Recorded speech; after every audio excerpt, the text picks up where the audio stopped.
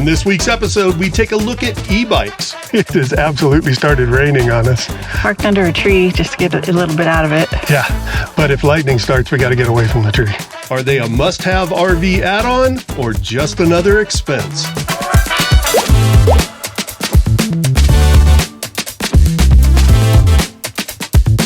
Well, hi kids, I'm Mike. Tony?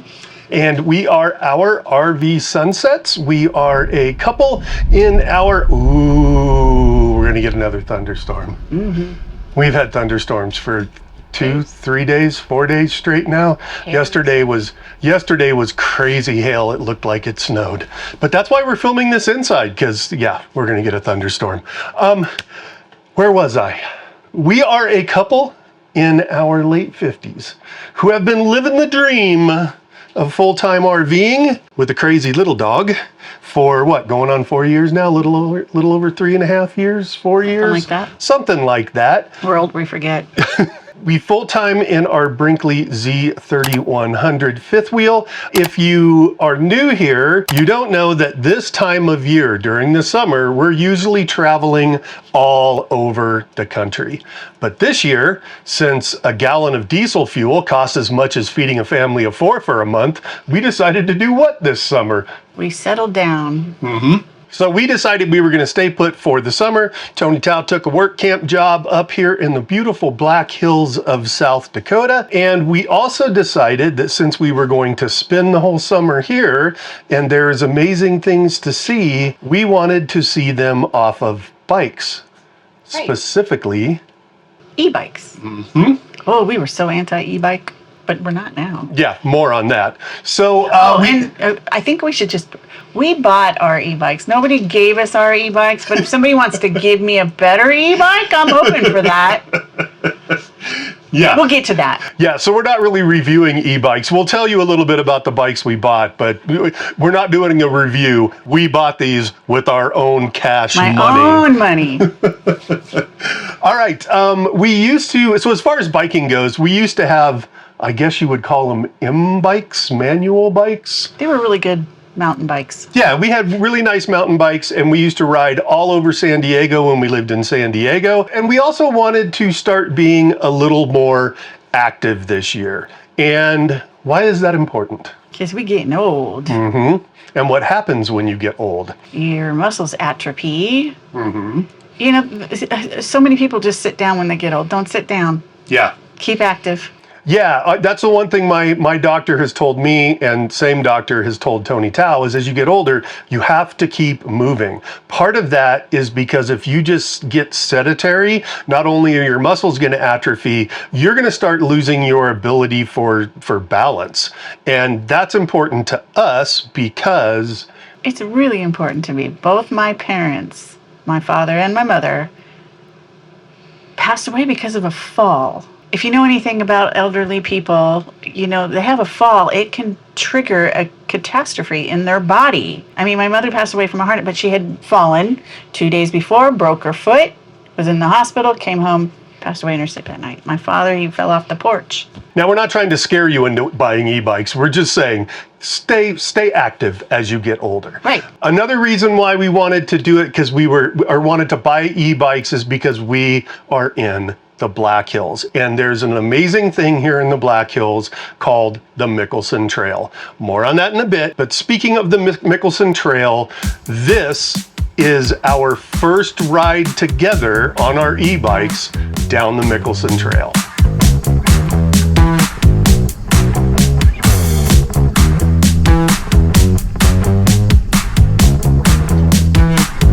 Gracie girl is out on her first bike ride on the Mickelson Trail.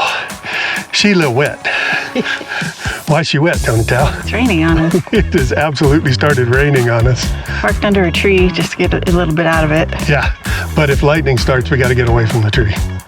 Okay. But I don't see any lightning. I haven't heard any thunder. I haven't heard any thunder either. So we are about 5 miles down the Mickelson Trail from Bearded Buffalo. Yeah.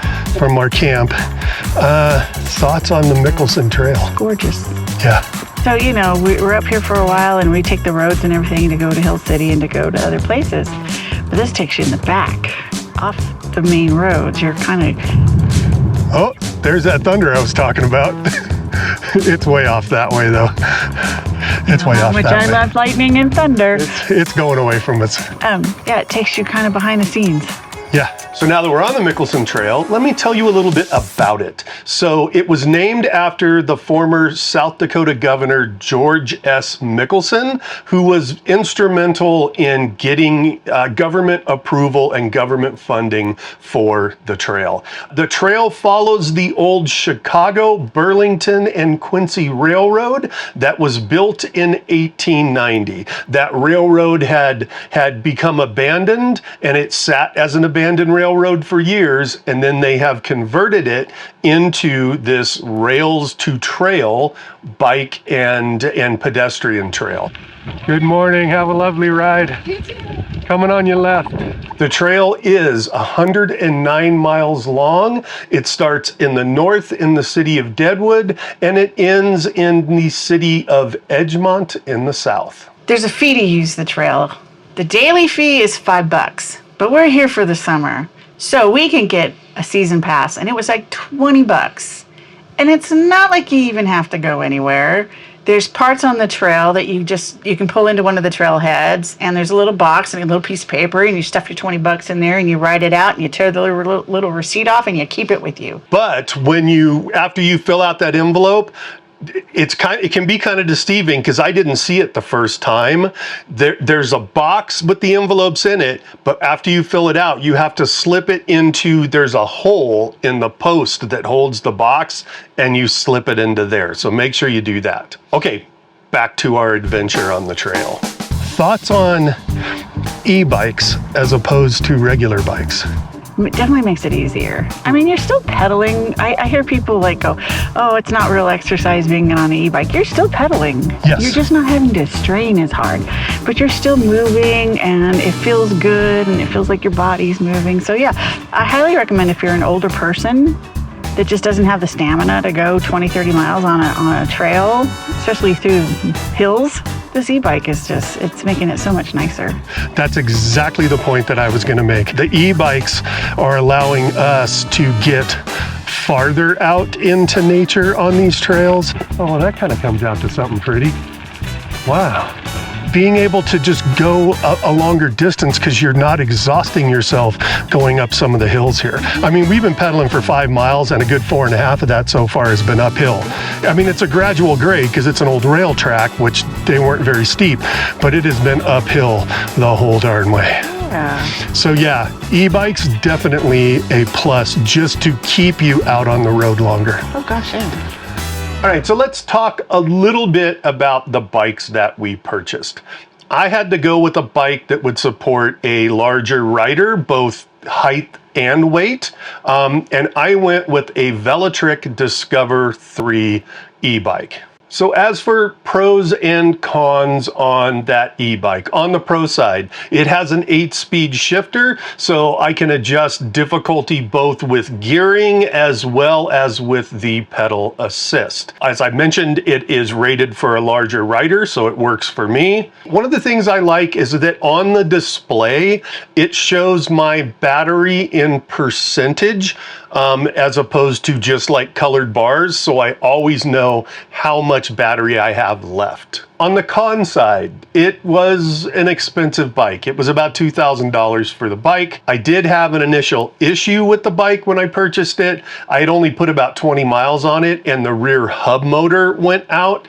It was a little bit difficult to get a hold of Velotric, but what I finally did, and if you have problems with the Velotric, I would recommend doing this as well, call their number off of their website, but then select, I forget which number it was, but one of them was the one to put you into the sales channel, not the support channel. Because the support channel was an infinite loop. Fill out this form, send an email. You call, fill out this form, send an email. So I pushed 2 or whatever the number was. It kicked me through to sales, but they didn't have like any problem taking my information, and they told me that customer support would get back with me by the end of the day, and they did. So anyways, that was the one issue that I did have with the Velotric bike.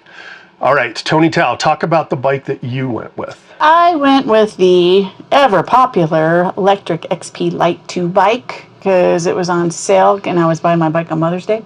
They had it in purple, which I don't know if you know, but purple is our favorite color. And it's an okay bike. It doesn't have all the gears and all the bells and whistles that Mr. Tail bike has, but I don't need all that. I don't want to have to think about switching gear. I just want to go through and just pedal. But you have multiple levels of pedal I do have assist, multiple levels of, but I just don't want to have to think about switching gears, and I have to do that already on my manual bike, and it's too much. I tend to set it in the most comfortable and go. I upgraded the seat because the seat that it originally came with was uncomfortable, so I got a big booty seat for it, and that made a big difference. I did have difficulty with the delivery. I was only supposed to take a week or two to get it. It took almost 3 weeks to get the bike, which was really upsetting to me because I wanted it for my birthday and it didn't come. And I had to call and yell and bitch. And they just, anyway, long story short, I wasn't thrilled with their delivery. My bike was considerably less than his. If I was to redo it, and wink, wink, nudge, nudge, any bike vendors out there, I'd probably go with the same bike. My God, his is bitchin'. Yeah, it does have more bells and whistles, but I feel like his is more comfortable. It's bigger, it's taller, he's got more. I kind of feel like. But I'm using this bike so much because I'm working this campground and I'm having to go from place to place, and I put a little basket on it and I'm just tooling around in my purple bike. I'm very happy that we got e-bikes, and I'm loving the trail rides. Cool. And one of the issues with her bike, which we're going to discuss when we get back on the trail here in a moment, is that hers does not show a percentage of the battery power left. It only shows a colored bar. It goes from green to yellow to red. All right, so do we pedal towards the thunder or away from the thunder? We're almost to Crazy Horse. The issue we're having is Tony's bike. The battery level keeps going down, but then we stop for a few minutes and it goes back up. So she just has this bar here. Hi, Gracie girl. Tony Tao just has this bar that goes from red to yellow to green. Now, when we stopped, it was down on the second yellow. And now, since we've been here for a bit, it's popped up 2 greens. Talk. Thank you. Talk to him. Thank you for talking, Gracie. I'm supposed to have, something like 60 miles of distance on this thing because I got the extended battery. Yeah. But now I'm wondering if they didn't give me the extended battery. So I'm gonna Maybe. look at that. Yeah, we'll do some research. Do we risk it and keep going for a bit? Maybe. All right, tell you what. It's back down to the yellows, then I'd say turn around. But Okay, you take the lead and you turn around when you're comfortable. I'd like to get to the point where I can see Crazy Where we Horse. could see Crazy Horse. That was the plan for the day, was to get as far down the path as it takes to see Crazy Horse. Right. So, all right, we're gonna keep trying. That's our challenge. We'll see if we get there. Come along with us.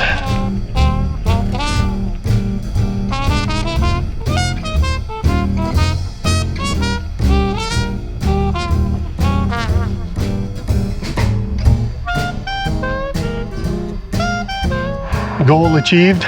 Goal achieved. We can see Cool. Crazy Horse from here. We got to the top of the hill where we can see Crazy Horse. It's too far away. You guys won't be able to see it, but it's Behind those trees. way out there, kind of behind these trees. But we have to stop because my batteries are almost gone. Yeah, Tony Tao's battery's down to 1 yellow. So we're turning around, heading back. It's all downhill from here, so it should be fine. But if not, yeah, He'll go get the truck. I'll go get the truck and I'll come back and pick her up. Ma'am, you ready to head back? Yeah. You having fun? Crazy dog? All right, back to camp we go.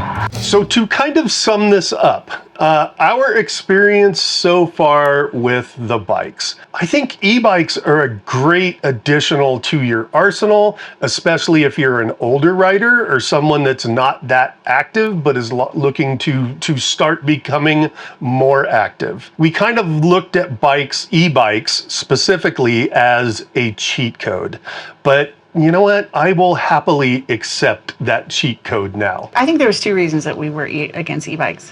One, I didn't think I would still be getting exercise. And I am. I'm still pedaling. And we're talking for like 10, 15, 20 miles. I'm still pedaling. That is movement and that is great. Second thing, the reason I think we're against e-bikes, and this is a whole other tangent, but little kids on e-bikes in RV parks are not our favorite thing. Yeah. But to Tony's point about getting a workout on a bike, with the e-bike, you can tailor the difficulty of your workout in real time. If you want to really have to pedal hard and get your cardio up, you can leave it in a very low pedal assist. And then as you're getting up that hill, if it's getting too much, just kick the pedal assist up. And it gives you so much more range, and it can be much less painful, so you'll want to do it more. I'm riding every single day. I do have another thing. Okay, go. It's kind of fun to ride the e-bike down to the bar and back. That's a whole nother story, how we figured out that you cannot get a DUI on a bike in South Dakota. You can in California, not in South Dakota. To be fair, we only go 2 miles. It's only 2 miles down the road, but we all go. We're like a biker gang that head down to the bar down there. Yeah. Okay, so before this gets too long, let's go back to our ride, our first ride on the Mickelson Trail, because things got a little crazy. The thunder we heard earlier finally caught up with us, and for the next 5 miles, it was nothing but a cold, hard rain. Come on, Tony, now it's an adventure. How you doing back there, Tony Tao? This, you see this on my glasses? This is why I love Tony Tao, because we just rode 5 miles in the pouring ass rain, and we are both soaked to the bone and freezing cold, and no complaints. Just an adventure. How can I complain? If y'all ain't doing shit like this, you're doing it wrong. I am so cold. I can't feel my hands. My hands, their arthritis is just screaming right now. Wow. Because, it was cold rain too, and I was just Yeah, this wasn't any like warm summer rain, even though it's June 21st. Yeah, this was just cold ass rain. We're both freezing. Poor Gracie. What do you think, Gracie girl? Did you have fun on your ride? Huh? Did you have fun on your ride? All right, we're gonna dry off and get something warm to drink, because I'm freezing. Yeah, if you've never ridden 5 miles in the pouring rain in the Black Hills, I highly recommend it. All right, before we wrap up, we're gonna do a little something, because just recently we watched Wild RV Life, Craig and Victoria. Their Ask Me Anything. Yeah, they did an AMA. And I have to say, I was so impressed with their AMA, because I felt like they were just truly being honest about everything. That's Joel and Tanya. They're coming by. You got to wave back at them. That's your buddy Joel. It's just Joel, huh? So anyway, I was so impressed with their AMA, and I thought, well, that might be fun to do. So Mike and I want our viewers to go ahead and send questions, and we'll do an AMA too, and we'll be as honest as we can. Yeah, so you can either put them in the comments below, or if you want to, you can email them to us at ourrvsunsets, one word, @gmail.com. Yeah, I really appreciated the transparency that they did. Yeah, I did too. And if you guys have questions about our daily life, about how we do the YouTube stuff, anything, it's an AMA. Ask me anything. Right. All right? Yeah. All right, well, let's wrap this thing up. We will see you next week.